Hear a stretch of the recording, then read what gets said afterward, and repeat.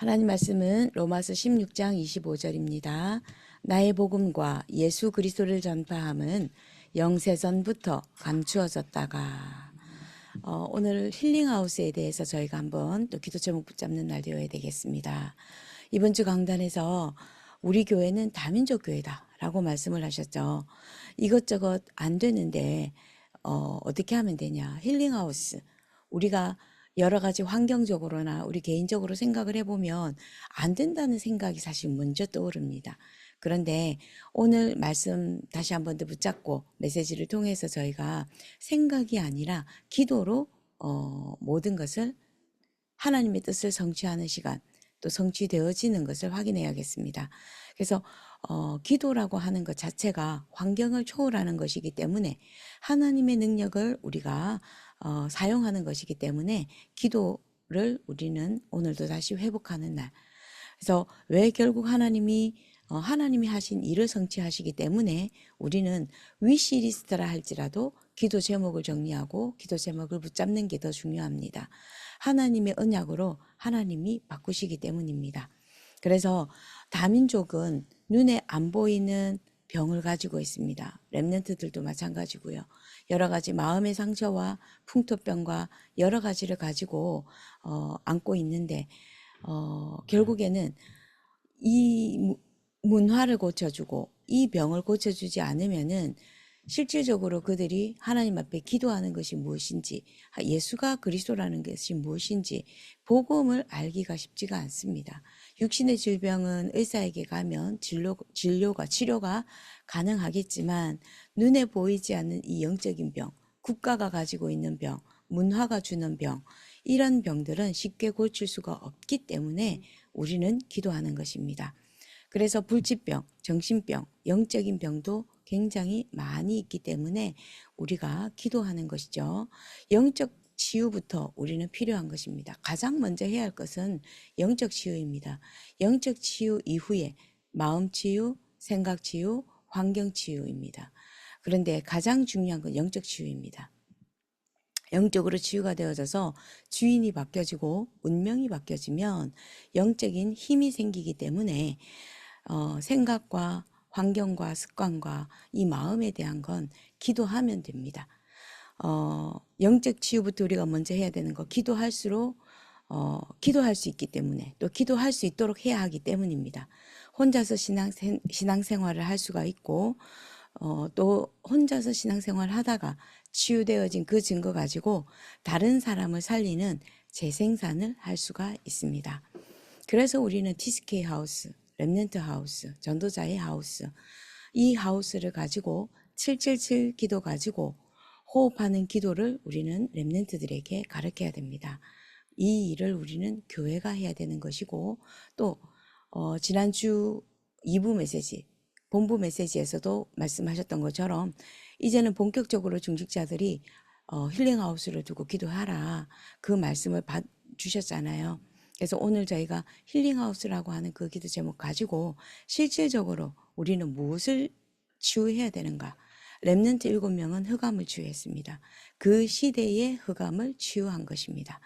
주로 강대국으로 갔는데 그 강대국은 237과 5천 종족이 있었기 때문입니다. 그러면 지금 우리가 살아가고 있는 이 미국과 강대국이라고 하는 것과 렘넌트 7명의 그 사정과 상황은 사실은 너무나 똑같습니다. 다른 게 아니라 하나님이 우리를 먼저 미국에 보내셔서 미국에서 여러 가지 고통, 여러 가지 힘들고 어려운 일들을 가지고 있으면서도 하나님이 미국에 보내신 그 이유는 지금 이 시대의 로마라고 하는 이 미국 땅에 흑암을 치유하기 위함입니다. 우리가 피 흘리고 땀 흘리고 수고하고 우리의 노력으로 하는 것이 아니라 예수 그리스도의 이름으로 우리는 흑암을 치유하는 것입니다. 사도행전 3장 1절에서 12절 말씀에 보면은 베드로가 나면서부터 안전뱅이였던 불치병자를 치유한 것입니다.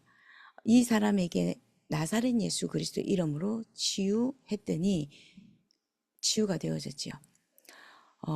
다른 사람들은 데려다 주기도 하고 동전을 가져다 주기도 하고 또 원래 그곳에 있었습니다. 근데 다른 사람에게는 보이지가 않았고 실질적으로 보였음에도 불구하고 다른 봉사, 다른 도움을 주었죠. 그런데 베드로는 예수 그리스도 이름으로 운명을 바꿨습니다. 운명을 바꾸고 났더니 어떻게 됐습니까? 이 모든 소문이 이스라엘 전체에 퍼지게 되고 나중에는 결국에는 법정에 서게 됩니다. 그때 법정에 서서 사망 선고를 받아야 하는 그 시간에 베드로는 겁쟁이 베드로는 천하의 다른 이름으로 구원을 받을 수가 없다. 재판 때 고백한 것입니다. 그리스도를 선포했고 복음을 선포했습니다. 세 번째로 우리는 무엇을 치유합니까? 네피림병을 치유합니다. 사도행전 13장에 무속인 동네에 흑암이 치유되어졌고요. 사도행전 16장에 귀신 들려서 점치는 사람들이 고쳐졌고요. 사도행전 19장 우상 숭배를 너무 많이 해서 불치병 그리고 중병에 걸린 사람들을 치유한 것입니다. 이 병은 의사가 치유할 수가 없습니다. 그렇기 때문에 우리는 그 부분을 두고 치유하고 그들에게 오직 복음을 증거해야 되는 것입니다. 이 병을 고치는 것은 복음 가진 저와 여러분만 할 수 있고요. 또 복음 가진 의사만 할 수 있습니다. 복음을 가지지 않는 사람들은 흑암이 뭔지 네피림이 뭔지 모릅니다. 이 사도행전의 기록은 누가가 있습니다. 누가는 의사입니다. 새벽에 제가 이 말씀을 조용히 묵상을 하면서 누가가 이 사도행전을 기록했다.